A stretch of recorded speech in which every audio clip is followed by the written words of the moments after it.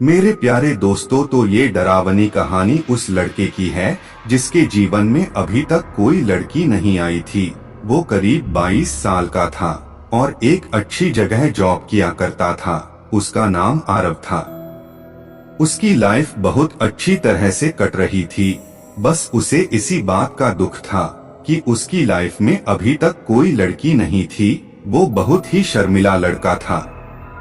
उसकी लाइफ एक दिन अचानक ही बदल गई जब उसकी लाइफ में एक लड़की आई। वो लड़की उसे रात को बस स्टैंड पर खड़ी मिली जो ऑटो का इंतजार कर रही थी। आरव बाइक से आ रहा था। जब उसने देखा कि वो लड़की अकेली खड़ी है तो उसे घर पर ड्रॉप करने को पूछा, पर लड़की ने मना कर दिया। पर उसने लड़की को बहुत समझाया, तब जाकर लड़की बाइक पर जाने को मानी। आरव ने उस लड़की को उसके घर के बाहर ड्रॉप कर दिया और चला गया।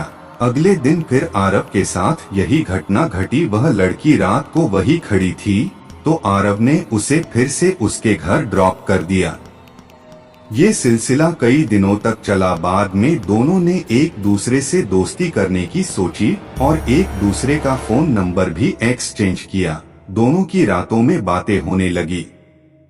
एक दिन आरव उसको कॉल करने की कोशिश कर रहा था लेकिन वो लड़की कॉल उठा नहीं रही थी। अचानक किसी औरत ने वो फोन उठाया। जब आरव ने उस लड़की के बारे में पूछा तो उस औरत ने बताया कि वो लड़की मेरी बेटी है जिसका नाम काजल है।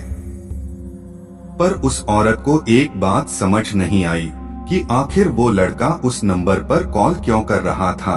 आरव ने बताया कि वो उसकी अच्छी दोस्त है और वो उसके साथ रात तक बात करता था। ये बात सुनकर उस औरत ने कहा कि ऐसा हो ही नहीं सकता क्योंकि उसकी बेटी की कुछ सालों पहले ही मौत हो गई थी।